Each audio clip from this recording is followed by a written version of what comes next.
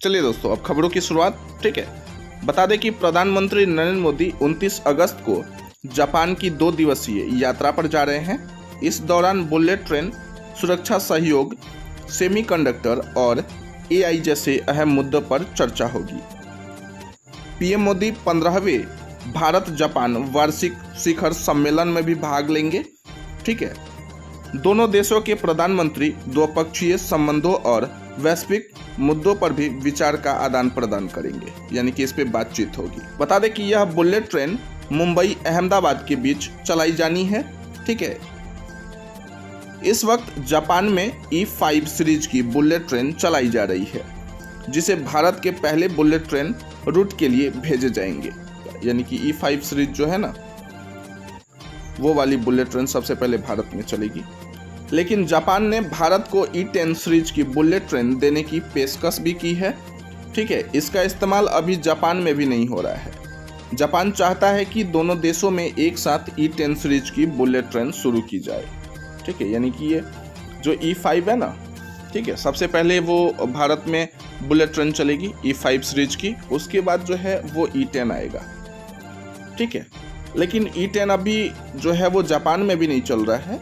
ठीक है, लेकिन जापान से ये जो है इसके बारे में बातचीत हुआ है और जापान चाहता है कि E10 सीरीज की जो बुलेट ट्रेन E10 सीरीज की जो बुलेट ट्रेन है वो भारत और जापान दोनों में एक साथ चले। ठीक है, यानी कि एक साथ दोनों जगहों पे शुरू की जाए। बता दें कि E10 सीरीज की बुलेट ट्रेन जो है E5 सीरीज के समान ही है, यानी कि E10 और E5 दोनों एक समान ही बुलेट ट्रेन है। ठीक है, लगभग सेम ही है, लेकिन दोनों में फर्क इतना है कि E10 भूकंप की स्थिति में भी पटरी से नहीं उतरेगी। ठीक है, और भविष्य में इसे जो है वो ड्राइवरलेस, यानी कि बिना ड्राइवर के भी चलाया जा सकता है। इसमें ये खासियत है। ठीक है, E10 सीरीज में E10 सीरीज जो आएगा ना बुलेट ट्रेन, उसमें ये खासियत है कि वो बिना ड्राइवर के भी चलेगी और भूकंप का भी इस पे कोई असर नहीं होगा, ये सुरक्षित होगी। चलिए दोस्तों, बता दें कि जम्मू कश्मीर पुलिस आतंकरोधी अभियानों को मजबूत करने के लिए आधुनिक ड्रोन और मानव रहित विमानों का उपयोग करेगी। ठीक है, ग्राउंड कंट्रोल और पोलैंड ऑपरेशन सिस्टम से लैस ये ड्रोन घुसपैठ रोकने और दुश्मन पर नजर रखने में सहायक होंगे। ठीक है, बता दें कि पुलिस ड्रोन संचालन में प्रशिक्षित कर्मियों की संख्या बढ़ाने के लिए प्रशिक्षण भी देगी, यानी कि ट्रेनिंग देगी। ठीक है, ये ड्रोन जंगलों में छिपे आतंकियों का पता लगाने में भी मददगार साबित होंगे। बता दें कि ये ड्रोन निगरानी, टोही और वास्तविक समय की खुफिया जानकारी भी साझा करेंगी, यानी कि खुफिया जानकारी भी देंगी। ठीक है, इसमें जो है वो महत्वपूर्ण भूमिका निभाएंगे, यानी कि जानकारी वगैरह साझा करने में। ठीक है, विशेषकर जम्मू कश्मीर के दुर्गम इलाकों में आतंकवाद विरोधी अभियानों के लिए जो अभियान चलाया जा रहा है ना आतंकवाद को रोकने के लिए, उसमें ये जो है वो खास करके अपनी भूमिका निभाएंगे ये ड्रोन जो है। हालांकि दोस्तों ये टेक्नोलॉजी में काफ़ी आगे हैं, जो ये ड्रोन है ना वो मतलब मॉडिफाइड है। यह न केवल दुश्मन पर नज़र रखने में मदद करेंगे, बल्कि जंगल और नालों में भी छिपे आतंकियों का पता लगाने और उन्हें वहीं मार गिराने में भी सहायक साबित होंगे। मतलब तुरंत इसका सॉल्यूशन निकालेंगे आतंकवादी को रोकने या फिर उसे मार गिराने में या फिर उसे ढूंढने में। ठीक है, चलिए अगली खबर। पीएम मोदी और चीनी राष्ट्रपति शी चिनफिंग की मुलाकात की तारीख तय हो गई है दोस्तों। ठीक है, दोनों नेता संघाई सहयोग संगठन यानी कि SCO शिखर सम्मेलन के मौके पर तियानजिन में मिलेंगे। ठीक है, यानी कि अपने जो है वो प्रधानमंत्री नरेंद्र मोदी और उसके बाद वहाँ के राष्ट्रपति शी चिनफिंग।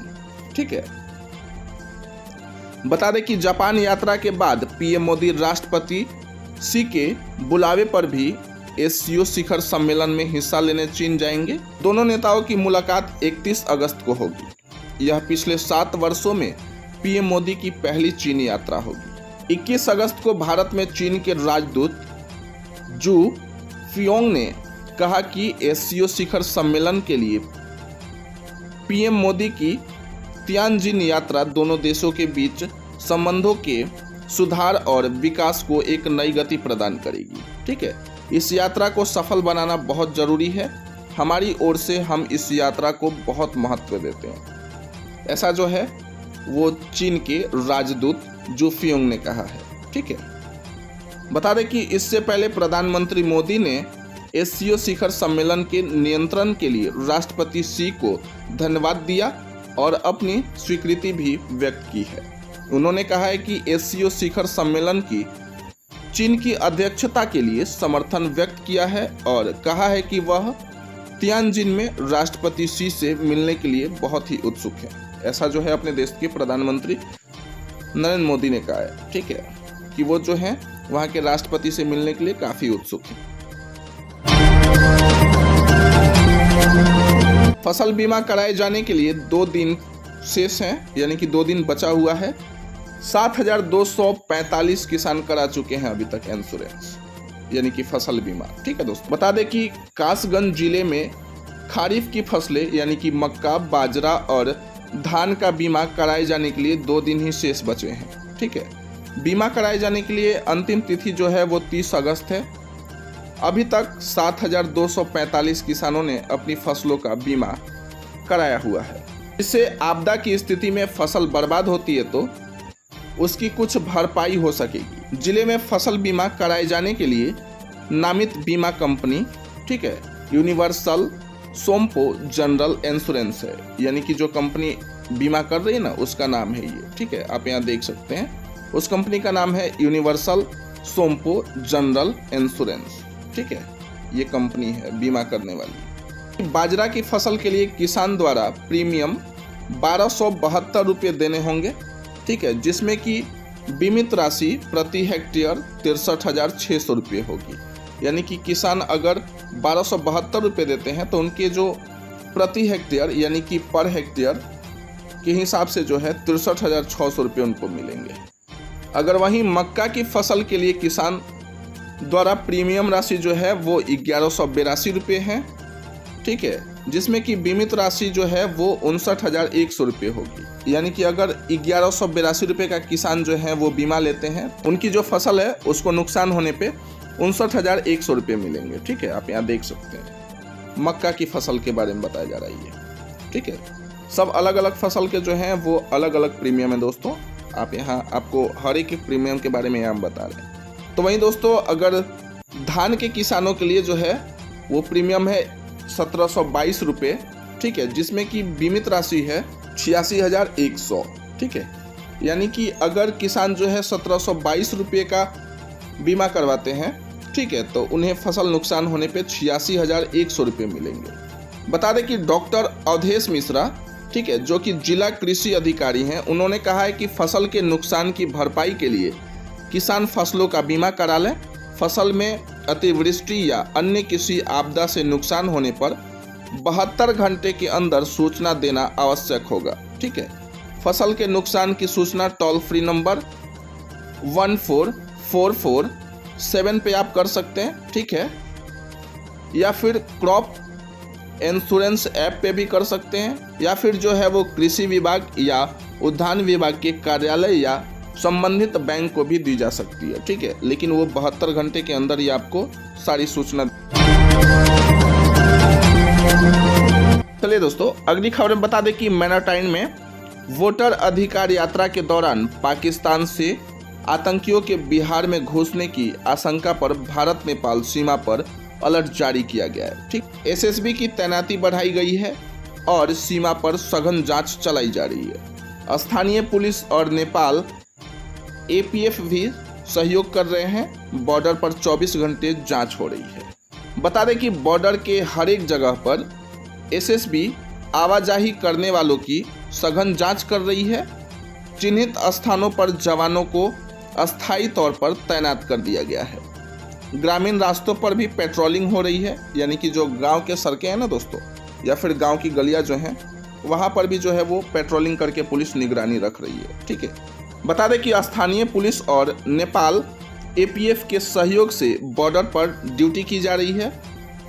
ठीक है, डॉग स्क्वाड्स एवं महिला बटालियन को भी जांच में लगाया गया है। वाहनों की सघन जांच करने के बाद ही जाने की अनुमति दी जा रही है, यानी कि जो जितनी भी गाड़ियां जा रही है ना दोस्तों, उसकी भी जांच की जा रही है। तो आइए दोस्तों, अब इसी भी जान लेते हैं कि आखिर डॉग स्क्वाड होता क्या है। ठीक है, हालांकि प्रशिक्षित कुत्तों का एक समूह होता है जिसे ट्रेनिंग देकर के तैयार किया जाता है। ठीक है, आप यहाँ देख सकते हैं प्रशिक्षित कुत्तों का एक समूह होता है। ठीक है, प्रशिक्षित यानी कि जिसे ट्रेनिंग दी जाती है, ट्रेंड कुत्ते होते हैं वो। ठीक है, जिसका उपयोग पुलिस और सेना द्वारा विभिन्न कार्य जैसे कि नशीले पदार्थों, विस्फोटकों और अवैध वन्य जीवों का पता लगाने, अपराधियों पर नजर रखने, लापता व्यक्तियों को खोजने और बचाव कार्य के लिए किया जाता है। इन कुत्तों के पास जो है, ठीक है, तीव्र सूंघने की क्षमता होती है। इनके पास जो है ना, वो स्मेलिंग यानी कि सूंघने की जो क्षमता होती है ना, वो काफ़ी ज़बरदस्त होती है। इससे ही ये लोग जो है वो सूंघ करके पता लगा लेते हैं। जहानाबाद में 2 जगहों पर बनेगा वेंडिंग जोन। ठीक है, 120 परिवारों को मिलेगा लाभ। बता दें कि जहानाबाद में फुटपाथ दुकानदारों को व्यवस्थित करने के लिए अरवल मोड़ और ऊंटा सब्जी मंडी के पास वेंडिंग जोन बनेंगे। ठीक है, हालांकि ये 2 करोड़ 49 लाख से अधिक की लागत से बनने वाले इन वेंडिंग जोन में लगभग 120 दुकानें होंगी। वुडको द्वारा शुरू की गई इस पहल से शहर में अतिक्रमण की समस्या कम होने की उम्मीद है और दुकानदारों को भी अस्थायी ठिकाना मिलेगा। बता दें कि चंदन राज जो कि एसडीओ हैं वुडको के, ठीक है, उन्होंने कहा है कि शहर के अरवल मोड़ और ऊंटा सब्जी मंडी के पास वेंडिंग जोन के निर्माण को लेकर टेंडर की प्रक्रिया शुरू कर दी गई है। 9 महीने के अंदर दोनों ही स्थान पर इसका निर्माण हो जाएगा। इससे सभी तरह की दुकानें संचालित रहेंगी।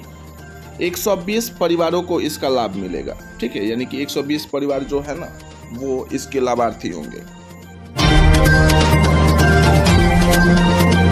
चलिए खबरों में आगे बता दें कि झारखंड का सबसे बड़ा सरकारी अस्पताल रिम्स में सुविधाओं का बुरा हाल है, मरीजों की जिंदगी से खिलवाड़ हो रहा है। ठीक है, यानी कि यहाँ पे बहुत ज्यादा लापरवाही देखने के लिए मिल रही है। बता दें कि झारखंड की लाइफलाइन कहे जाने वाली Ranchi institute of medical science यानी कि रिम्स में मरीजों का सर्जरी से लेकर इलाज तक के लिए मिलने वाली सुविधाओं का अभाव है। बता दें कि विभिन्न विभागों द्वारा कंज्यूमेबल आइटम या अन्य उपकरण या बेड मॉनिटर की मांग की गई है, लेकिन वह लंबित पड़ा हुआ है। ठीक है, जिस वजह से मरीजों के इलाज की गुणवत्ता पर सवाल उठ रहे हैं। बता दें कि अधिकतर बार मरीज खुद से कई कंज्यूमेबल आइटम की खरीदी करते हैं। यहाँ हर दिन हजारों मरीज इलाज के लिए आते हैं, लेकिन विभिन्न विभागों में महीनों से कंज्यूमेबल आइटम की आपूर्ति बंद है। बहुत सारी चीज़ें यहाँ पे उपलब्ध नहीं है। बता दें कि syringe, cannula, saline set, gloves और ड्रेसिंग सामग्री जैसे कि बुनियादी वस्तुएं तक जो है वहाँ पे उपलब्ध नहीं है। ठीक है, जबकि सबसे अधिक भीड़ न्यूरोसर्जरी विभाग की होती है। ठीक है, यानी कि न्यूरोसर्जरी विभाग जो है ना, उसमें सबसे ज़्यादा भीड़ होती है। ब्रेन के जो डॉक्टर होते हैं ना, उनको हम लोग न्यूरोलॉजिस्ट बोलते हैं, और जहाँ पे उनकी सर्जरी होती है उनको न्यूरोसर्जरी डिपार्टमेंट बोलते हैं। इन सब चीज़ों का जो है वो घोर अभाव है। यहाँ पे कोई भी चीज़ें वो प्रॉपर वे में जो है वो उपलब्ध नहीं है। ठीक है, तो आइए दोस्तों अब इसी बीच जान लेते हैं कि आखिर कैनुला क्या होता है। ठीक है, हालांकि आपको अभी बताया ना कि कैनुला का भी अभाव है, लेकिन ये जो है मेडिकल डिपार्टमेंट में टेक्निकल वर्ड है, थोड़ा सा इसके बारे में भी जान लेते हैं। ठीक है, बता दें कि कैनुला एक प्रकार का चिकित्सा उपकरण है जो शरीर के अंदर डाला जाता है। ठीक है, इसके मुख्य प्रकार अंततः शिरा यानी कि आईवी और नाक कैनुला है। ठीक है, इसके 2 प्रकार हैं। पहला जो है वो अंततः शिरा है यानी कि आईवी, और दूसरा जो है वो नाक कैनुला है, जिसके अलग अलग उपयोग भी होते हैं। ठीक है, अभी आपको आगे हम बताने वाले हैं। तो आइए दोस्तों इसी बीच आपको बता दें कि आखिर कैनुला के प्रकार और उसके उपयोग क्या क्या हैं। पहला जो था वो अंतःशिरा यानी कि आईवी।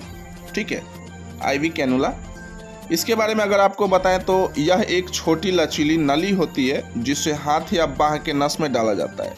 इसका उपयोग जो है वो रक्त आधान, दवाइयाँ, तरल पदार्थ देने और रक्त के नमूने लेने के लिए किया जाता है। आप कभी कभी देखते हैं ना हॉस्पिटल वगैरह में कि किसी को अगर ग्लूकोज चढ़ाना होता है या फिर किसी का ब्लड सैंपल जो निकालना होता है, तो डॉक्टर एक नीडल टाइप लगाते हैं नस में। ठीक है, उसके बाद वो उसमें सिरिंज डाल के ब्लड का सैंपल लेते हैं, या फिर ग्लूकोज वगैरह चढ़ाते हैं, आप देखे होंगे। ठीक है, तो वो जो नस में जो नीडल लगाई जाती है ना आपको छोटी सी, जिससे कि मतलब उसके ऊपर जो टेप लगाया जाता है ताकि बार बार आपको सुई ना लगानी पड़े, वही होता है कैनुला। ठीक है, वो एक नली जैसा जो होता है वो बनाया हुआ है। वो एक मेडिकल इक्विपमेंट्स है, यानी कि एक ट्यूब बनाया होता है जिससे कि एक बार नस में लगा देने के बाद, ठीक है, उसको टेप से साट देने के बाद ऊपर ही रहता है वो नस के अंदर, मतलब खाली इंजेक्ट किया जाता है। तो उससे ये फ़ायदा होता है कि बार बार आपकी नसों में या फिर कहीं जो है ना वो बार बार मतलब सुई नहीं लगानी पड़ती है।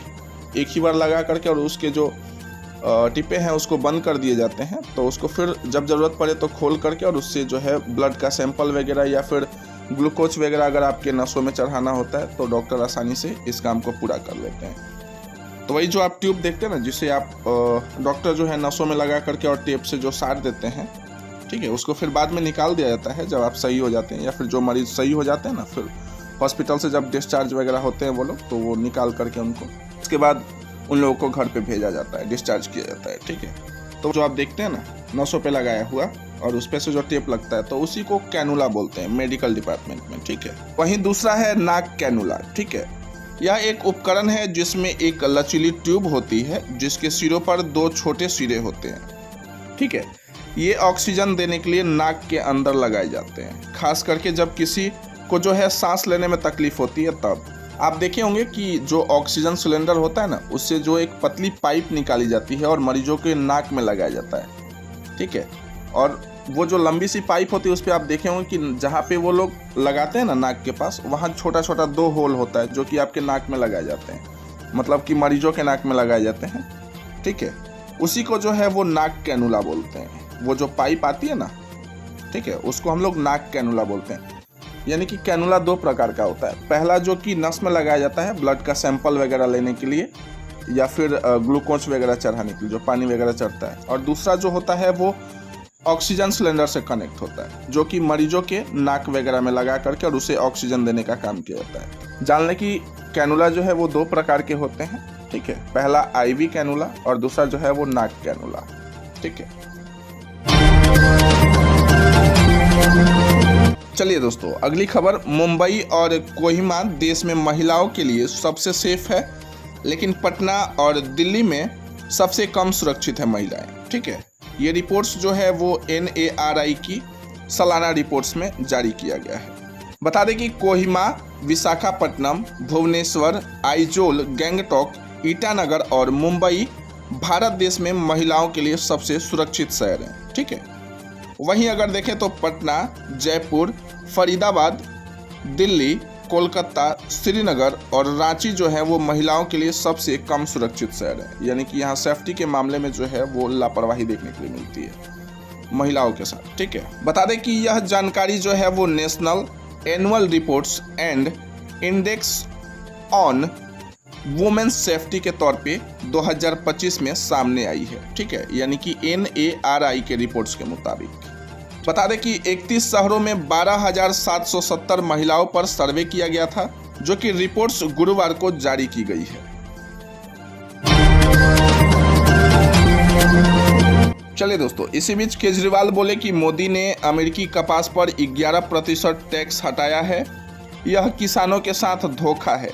केंद्र ने कहा है कि टेक्सटाइल इंडस्ट्री की डिमांड के लिए ऐसा किया गया है। बता दें कि आम आदमी पार्टी के नेशनल कन्वीनर और पूर्व मुख्यमंत्री अरविंद केजरीवाल ने गुरुवार को प्रेस कॉन्फ्रेंस की। उन्होंने कहा कि केंद्र सरकार ने अमेरिकी को कपास पर लगने वाली 11% इंपोर्ट ड्यूटी हटाकर भारतीय किसानों के साथ धोखा किया है।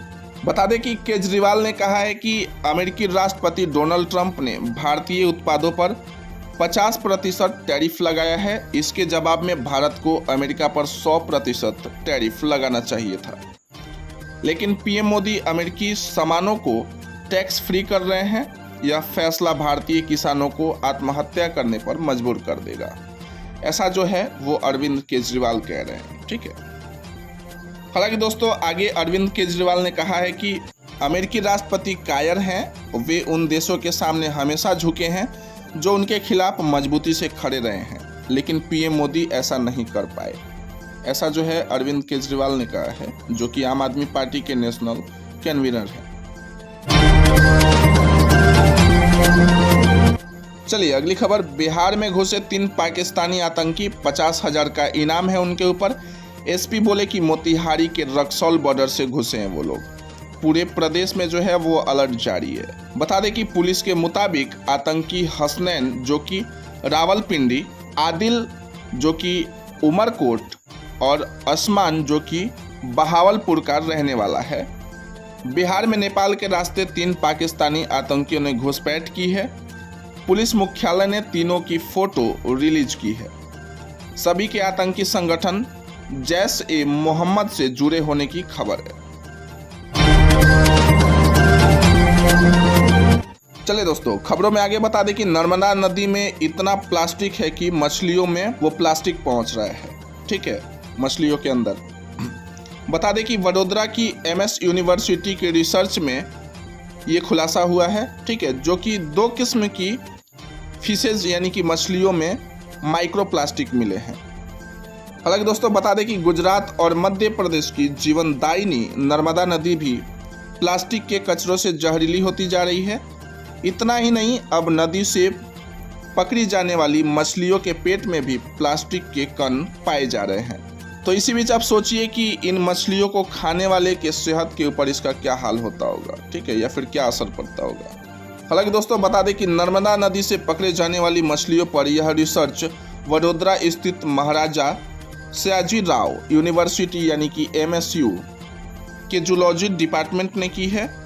ठीक है, रिसर्च टीम ने भरूच के पास भरभूत और हंसोत गांव से पकड़ी गई 2 किस्म की मछलियों की जांच की है, जिसमें कि जांच में पाया गया है कि मछलियों के पेट में नायलॉन के धागे और प्लास्टिक के छोटे छोटे कण मौजूद थे। हालांकि आप यहाँ देख सकते हैं दोस्तों कि मछलियों पर किस तरीके के जो हैं वो रिसर्च किए गए हैं, आप यहाँ पे पढ़ सकते हैं।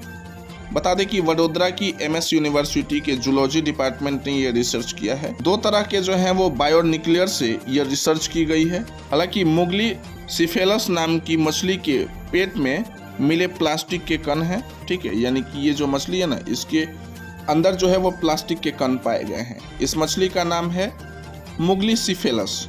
ठीक है, इस मछली का नाम जो है वो मुगली सिफेलस है। और दूसरी मछली जो है उसका नाम है मारेस्केपर।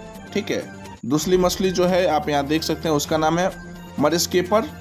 ठीक है, जिसके पेट में जो है वो प्लास्टिक के कण पाए गए हैं। ठीक है, ये 2 मछलियाँ जो हैं, ठीक है, ये मछली और ये मछली, इन दोनों के पेट में जो है वो प्लास्टिक के कण पाए गए हैं। ठीक है, जिससे कि आदमी को खाने में जो है वो काफ़ी ज़्यादा हानिकारक साबित होंगे।